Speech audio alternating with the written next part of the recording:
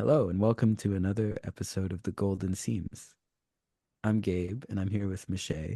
And today we're going to be diving in to The Boy, the Mole, the Fox, and the Horse by Charlie Mackesy. All right, Gabe, do you want to start us off with this? Do we want to dive right in, as you're saying? I say we do a nosedive. Okay, then that's what we'll do. We already emphasized in our previous discussion, it's a very short book, it's a very humble book, but it is so profound, and that we love the audiobook best. Of course, the actual book itself is just so loving. So we weren't really sure how to go about this because there aren't tons of words, but there are tons of meanings with the story. It starts out with Charlie Mackesy writing this letter. He introduces the book and the idea of the book, and he basically says here, the boy is lonely when the mole first surfaces. They spend time together gazing into the wild. I think the wild is a bit like life, frightening sometimes, but beautiful. He discusses about how they go about these wanderings. They meet the fox, and he says, it's never going to be easy meeting a fox if you're a mole.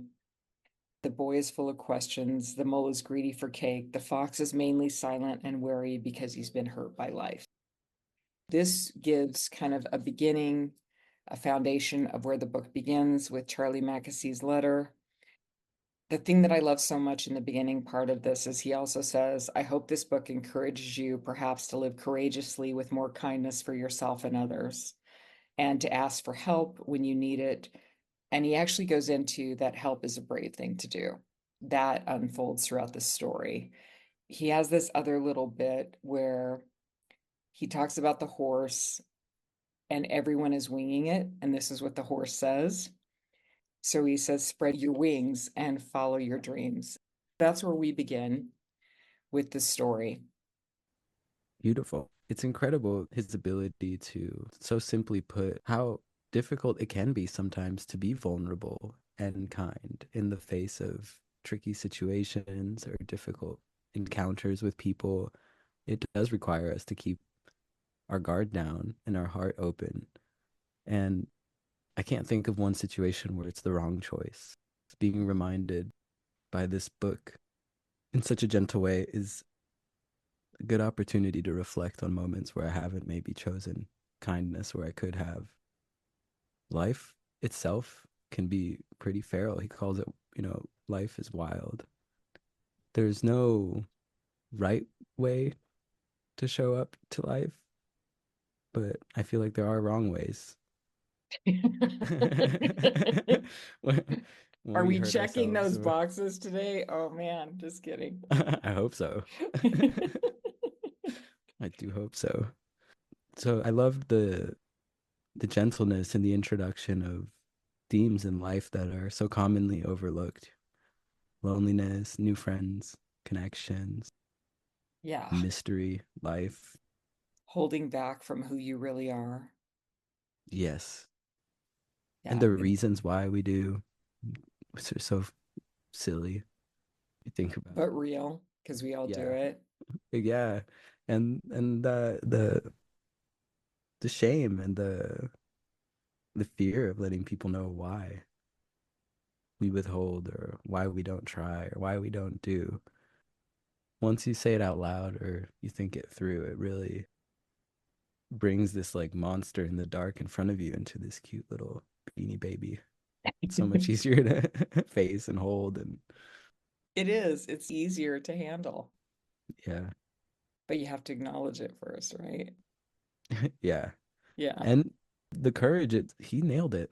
The courage it takes to be kind, the courage it takes to ask for help, the courage it takes to show up to ourselves and to honor our heart and what we feel and allow that to be the priority in our life. The book begins with the boy and the mole. He says hello to the mole, and the mole just sort of creeps up to him. The boy holds up the mole and he says, I'm so small, said the mole. Yes, said the boy, but you make a huge difference. This is where it starts out, where the boy is lonely. This little mole comes up who's so cute and sweet. They become friends. They go and they're sitting on a tree branch, and he says, "What do you want to be when you grow up?" And I love this so much because the boy says, "Kind." Hmm. The boy asks the mole, "What do you think success is?" And the mole says, "To love." Find that to be so simple and childlike, but true. Then next thing you know, there's a cake.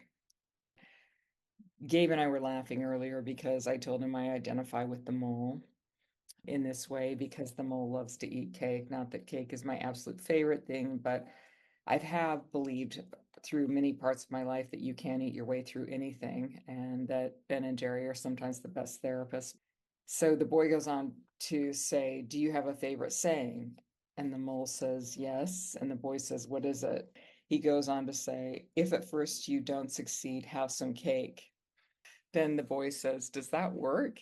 And the mole says, "Every time." And if you Words of don't wisdom. believe me, right, go have some Ben and Jerry's. Just kidding. Try it for yourself. Yeah. And so it goes on. The mole's eating cake. He's talking about how he bought a cake for the boy. He got a cake for the boy, and the boy asks him, "Where is it?" Then the mole says, "I ate it." "Oh," says the boy. And he says, "But I got you another one." And the boy says, "Did you? And where's that one?" And then the mole says, "The same thing seemed to happen." I find that that is so typical. How many times do we reach out and seek, I'm going to do something, I have a good intention, and then we turn around, it stays an intention instead of acting and Well, moving forward. what do they say? It's the thought that counts. Yeah. This is where the book begins. And like I said, you will love this book if you get the audiobook, I guarantee it. We're breaking it down for you here. Then they go on, they discuss, what do you think the biggest waste of time is? The boy asks this, and the mole says, comparing yourself to others. Hmm. And this is where we really start to dive in about that false illusion of lack, that you're not enough exactly as you are. This is where we get in our lives tripped up. I know I have. Me too. It's comparing yourself, it leads to so many backwards things, jealousy, envy. The minute anybody steps into those feelings, it's simply an awakening. And if we can just be, in my opinion, brave enough to acknowledge that that's what we're feeling, that's what we're sensing, that that's what we're experiencing, it's an awakening to know that you want more. Yes.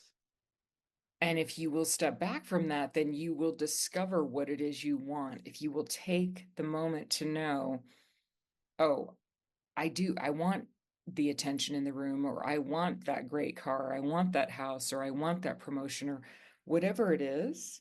Because if you stay in that space of jealousy instead of taking that moment to step back and one acknowledge that without shame, that it's an indicator that you want more, and then figure out what it is you want.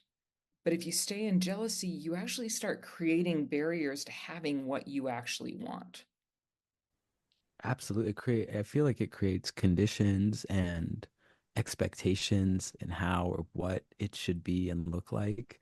It's a And for malaligned focus. absolutely, it puts our attention outside of us when the answers are at the roots of those feelings happening inside of us. Like, Exactly. And on top of that, you're focused on what the other person has instead of what it is you really want. yes. And oh,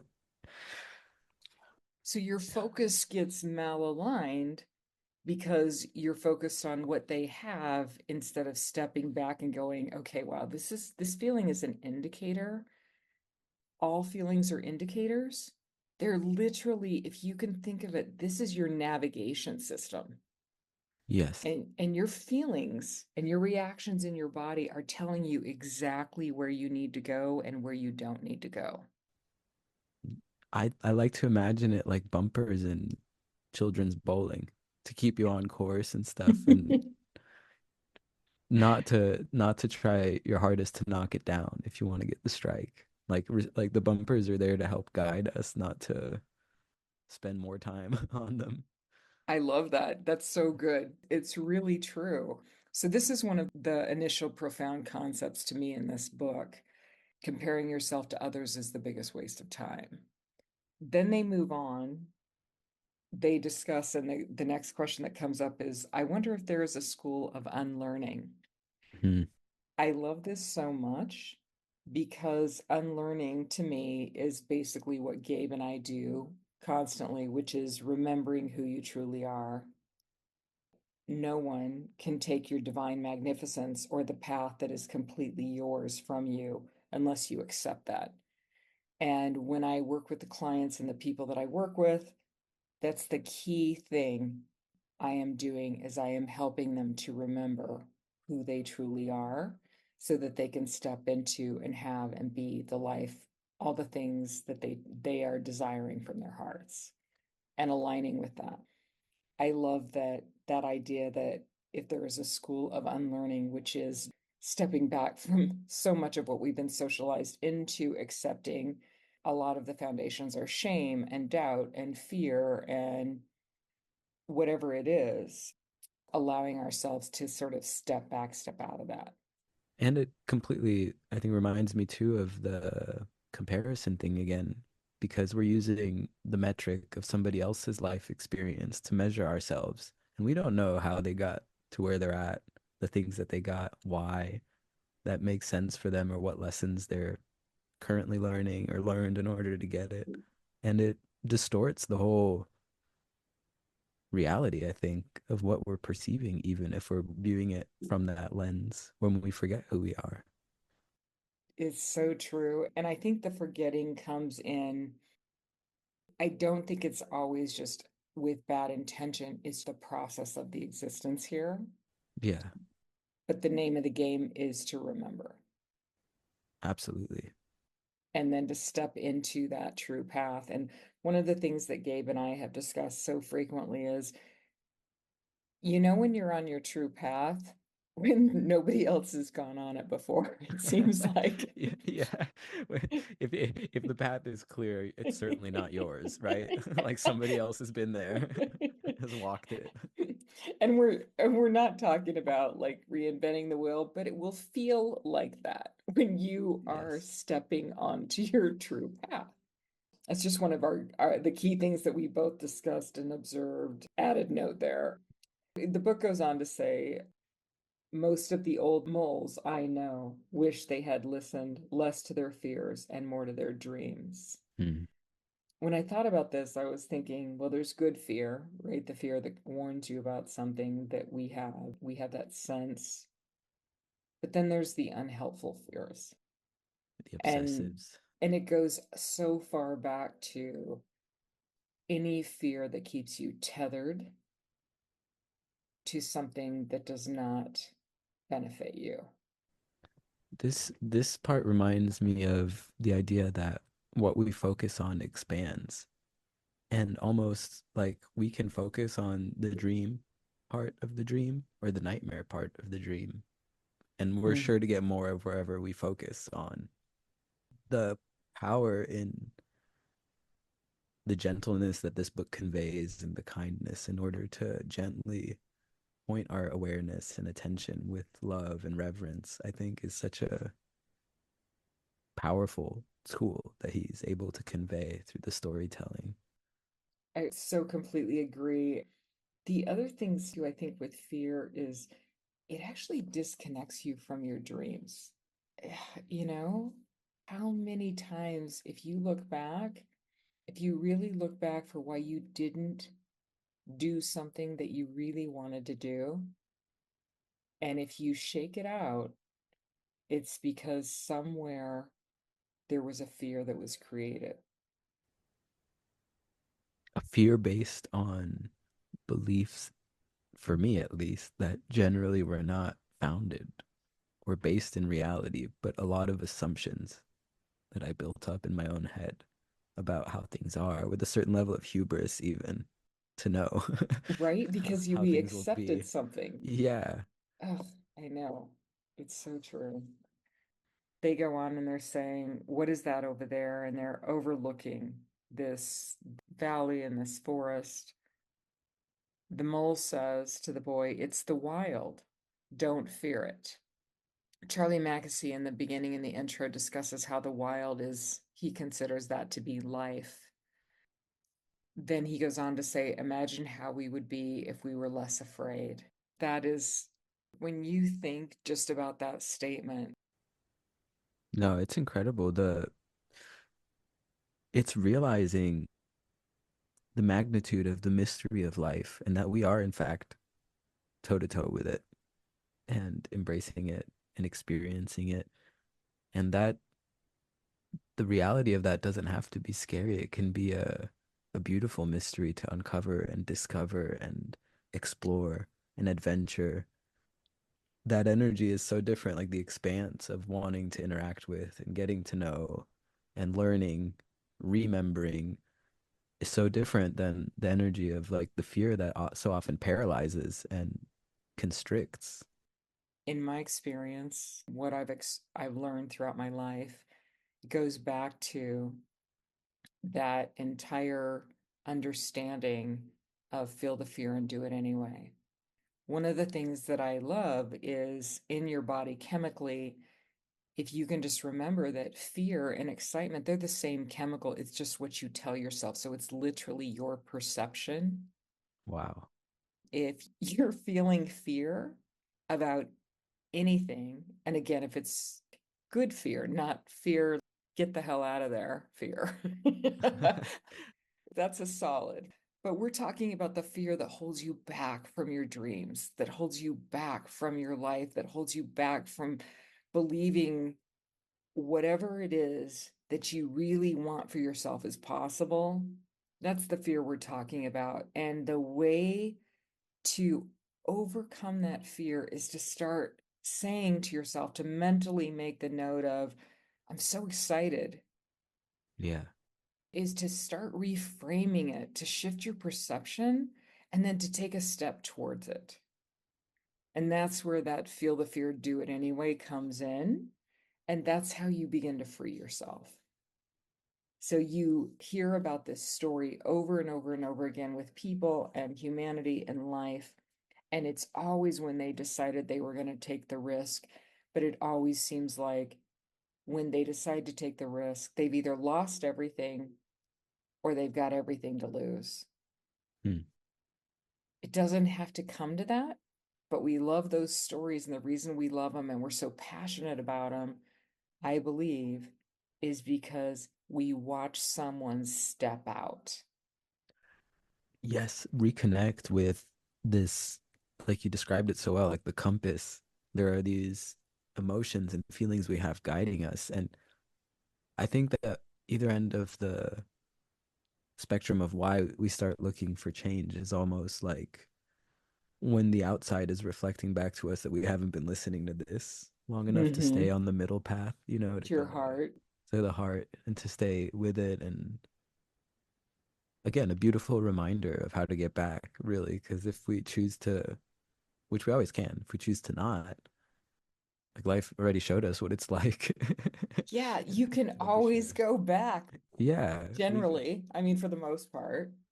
I don't think we would choose it so consciously. I think for me, at least, I got in a lot of those situations and moments where I wasn't being mindful or kind with myself or others or appreciative of my place where I am. Those moments definitely can be tricky to get out of. So I know it's not a step away, but I do know that with the right direction of my awareness, the path definitely shows itself without a doubt.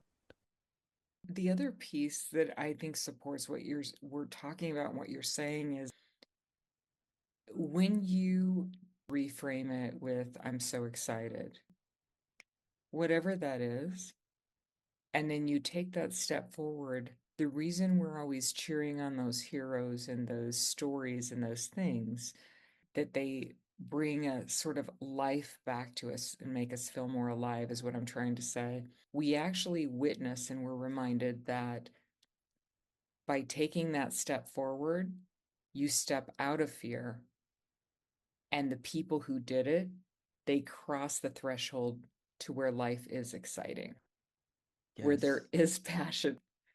Absolutely. And I think it like the vitality comes from that feeling. You nailed it. I think vitality comes from whatever keep saying tightrope today. But it's like the balancing act that is like terror and excitement. It is the feeling of being alive and realizing that we are face to face with the biggest mystery in the universe that like all of those before us have faced. And that's tremendously powerful to me because that already brings a sense of belonging and understanding that it's like a mutual experience. We're trying to figure out which way we're facing and where we want to go, where we've been. And I don't know, I'm always excited to learn more from other people's journeys and these stories that we're exploring. It's one of my favorite things is when life no longer feels like a burden, but you feel in awe. It's almost like when you're meditating, oh my gosh, I feel in awe. And the next thing you know, you're like, oh, I'm not meditating anymore. Crap, right?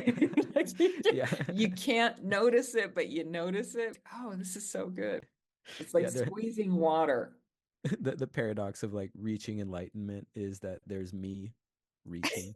Yeah, exactly.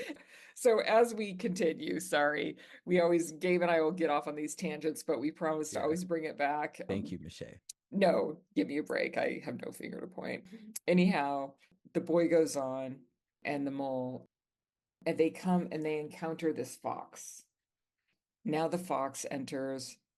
The fox is caught in a trap. Of course, a mole meeting a fox is such massive fear. The mole says, I'm not afraid. The fox actually says to the mole, if I wasn't caught in this snare, I'd kill you, said the fox. And then the mole, which I think is so brave, says, if you stay in that snare, you will die. The mole chews through the wire with his tiny teeth. He proceeds to free the fox. This portion of the book reminds me of so many relationships, so Hmm. many experiences in life. And when I was comparing myself to the mole, I was actually comparing myself to eating cake like the mole. Hmm. This reminded me of so many different relationships, even where in my own life I've had to heal from things because I helped someone and they never came back and thanked me. And I wasn't expecting him to thank me. I just wasn't expecting him to go for my jugular either. Hmm. When I first read this story, that was just this thing that hit me right in the gut and it made me aware of, wow, I guess that really did bother me. Hmm. And like I said, I wasn't looking for gratitude or a thank you. I just wasn't expecting to be kicked in the teeth. On the flip side of that, there was this story that came up to me from when I was a kid, and there was this girl who lived in our neighborhood. She was playing at our house, and there were all the kids were playing at our house, and I was a tomboy. This was such a impactful thing that happened to me when I was a child because this girl was a girly girl, and the kids were they were such bullies to her. And I wasn't a bully to her, but I was a tomboy, so I didn't really identify with her. Okay. I just kind of, I could play with her. It was fine. We were all kids. She wasn't my ideal friend. And this girl had a way of being sort of getting on everybody's nerves, kind of being bossy and demanding and things like this, and a know-it-all and correcting everybody. But it was her nature. It was, she wasn't a bad person. That was just her nature of who she was. This one day, all the boys ganged up on her and they started bullying her. And it happened to be at our house. Her parents called all the parents in the neighborhood, and I just didn't intervene. I didn't stop it. I didn't do anything about it. And neither did my brother, and we were both there. He was older than me. We didn't do anything, but we didn't participate in it either. Hmm. Was such a impactful thing that happened to me in my childhood. The girls' parents called all the kids in the neighborhood, their parents, and told them about these boys ganging up and bullying her. And it was just because they were so sick and tired of her bossing everybody around and correcting them and doing all this stuff. But my dad whipped us with the belt. Wow. And I look back and I know my dad did that because, and that was what some parents did at that time. But I know he did that because of his own shame, his own issues. That winter, we were getting off the bus, and this particular girl, like I said, she always wore dresses, things like this, and she slipped and fell in the mud. The other kids got in trouble like we did, but not to that extent. When she slipped and fell in the mud, and I just tried to stay away from her after that as a kid, you just kind of put up the walls and you're, look, you're too much trouble. I don't want to deal with this. And that was my mentality. These boys started to gang up on her again and they started laughing and she was crying. And it was a huge, this sludgy mud, like it was a mess and it was all over her. I stepped forward and I took her hand and I grabbed her book bag and I pulled her up and I walked her home and I walked her to the door and I handed her off to her mother. I didn't say a word. I didn't say it's going to be okay. I didn't do anything like that. I just walked her to her house, which was like a block away. I left her with her mom. I didn't do anything else. I didn't try to engage with her. Well, they moved away and they happened to come back years later when I was in junior high, middle school.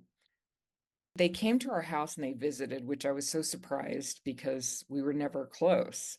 The interesting thing, and the reason I'm sharing this is at that time, I was being sent to finishing school so I could learn how to be less of a tomboy, so I could be more refined.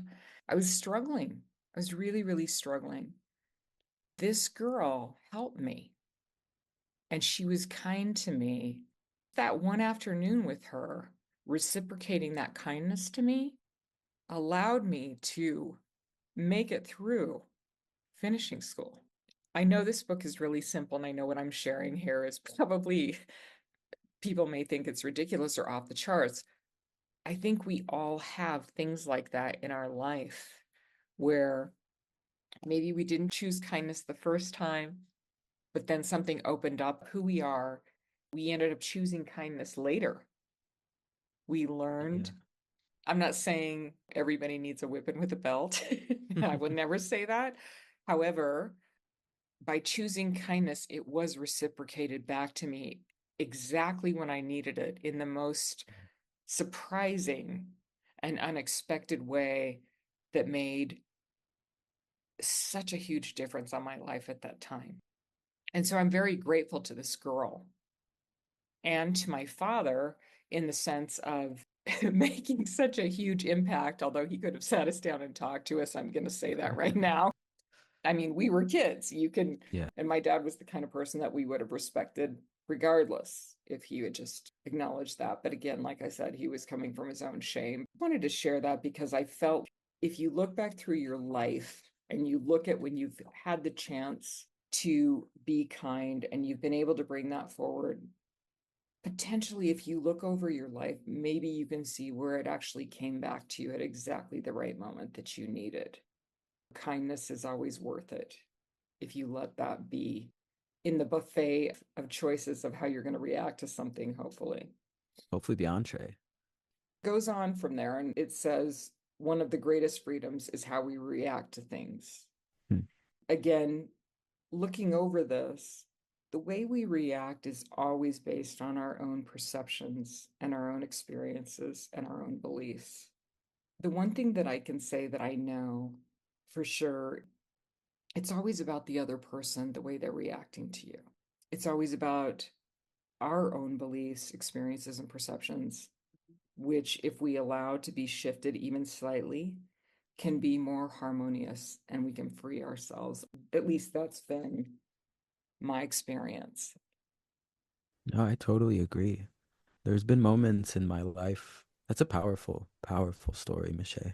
It's it's hard to see those things sometimes when you're living through them for the first time. You know, in certain new situations or new challenges, new offenses, if you will, that hurt us and that are hard to make sense of. I think you're right on with there's something about life cracking us open certain moments of forced vulnerability, reaching a bottom or overwhelm or too much, that seems to activate an awareness to see other people's pain bodies and realize we're all in a body with different kinds of pain. And a lot of the malice and hurt that we see around us is people maybe who don't know that they have kindness as an option or haven't been shown that or haven't learned that. I do believe a lot of it, if not all of it, comes from the wounds that haven't healed yet. Absolutely. That's completely what I agree with. Again, we're jumping back to this, and we'll be jumping back to this throughout this book. Kindness is a choice. All we're suggesting for ourselves and for life gets so much easier. It really does. If you just let that in and you let yourself keep it in your repertoire. You can whip it out and use it whenever you want. But it Bathe can in it. come back Yeah. to you, right? Yeah. Exactly. One of the next parts in the book, the fox goes on, and the boy and the mole are sitting on that branch in the tree again. The fox is running around on the ground. It's making this pattern.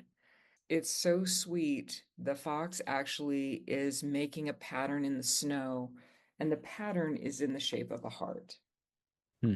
And what I love about this is the fox basically saying thank you, showing gratitude without saying thank you. Which, how many people do we know that show love? They don't say, but they're saying that they love us and showing love. And the courage it takes to acknowledge when somebody shows up to us with love in a moment where we're being less than kind, like the fox with the mole, right? Like Yeah, to have that experience is really humbling. And he did a good job conveying that. Not always the definitely. first reaction is acknowledgement, but it's always appreciated. Well, and it's also hearing that part in the story, it's so healing knowing the part that Fox came back and makes this heart in the snow, which is Mm. just it's just very sweet, it's very loving. Mole goes on and the mole says, I've learned how to be in the present. And the boy says, how? The mole says, I find a quiet spot and I shut my eyes and breathe.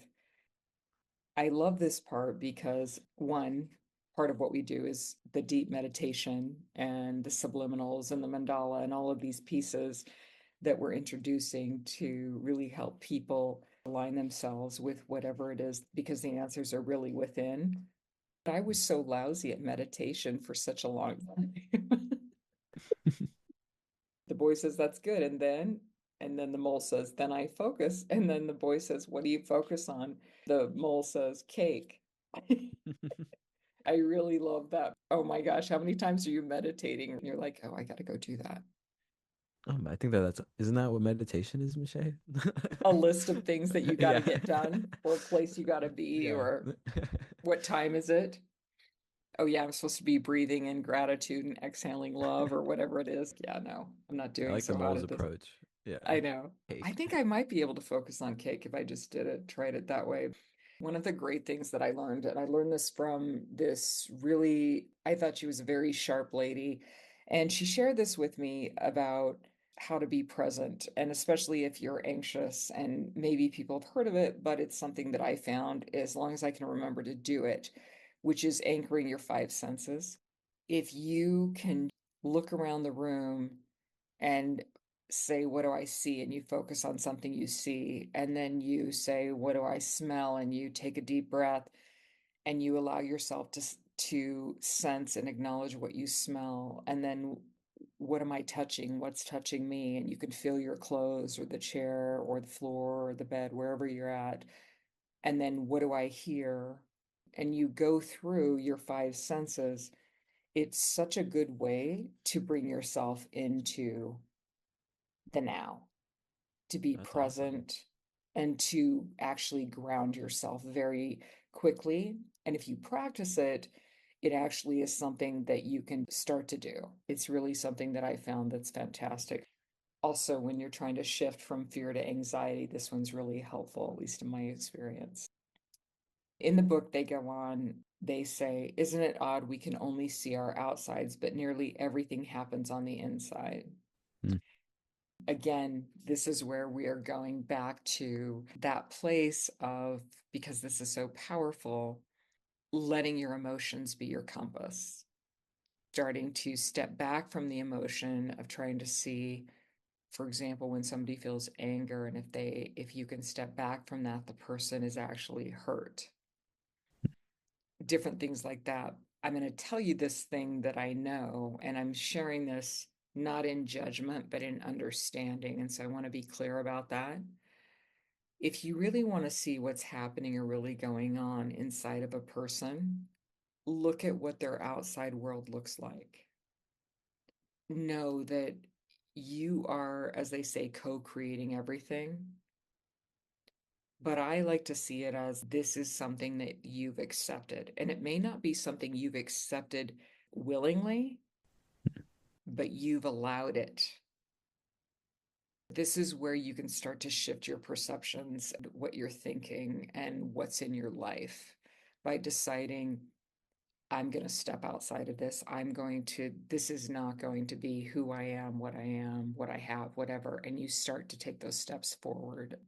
And I think we all do this instinctively and we don't realize that we're doing it. But I think there's a lot of misperception, which leads to judgment like, oh, they drive that crappy car. They drive that really nice car. They must be XYZ, when that's not true at all. Exactly. Yeah, it's so much. It seems like, at least when I think about my own life, all the nuance and complexity that goes into any one aspect of my life. Again, it's like I would not be a good metric for anybody else. I don't feel, I once or heard anybody. this, I think she was a pastor, and she actually said this. She said, if we were all truly confident and connected, it wouldn't matter what car you drive. It wouldn't matter what you showed up in. It wouldn't matter what your house looked like. And it's not saying that if you have a nice house or you have a nice car, that there's nothing to you. That's not where we're going. You would have Independent. those two things, there would be no connection if the person doesn't put the emphasis on those things and they put it on something else. That doesn't mean that person, there is less to that person. So No, that pendulum swings both ways. totally. And I think from as far as I can tell, different things make different people happy. And if the goal is to live on a beautiful, happy planet, we got to figure out what it is that makes us happy. And it's not ever going to be the same as somebody else is happy. There might be little components that are similar or reminiscent. I think ultimately we're all chasing happy, building happy, creating happy, and learning how to be happy. And connection and love, Connection. Yes. that is that's the profound, that's the vein that connects all of us, if you will. Yes. If we end this portion there, we pick up again tomorrow. Thank you all for joining us. Thank you. We hope you have a great day. Until next time.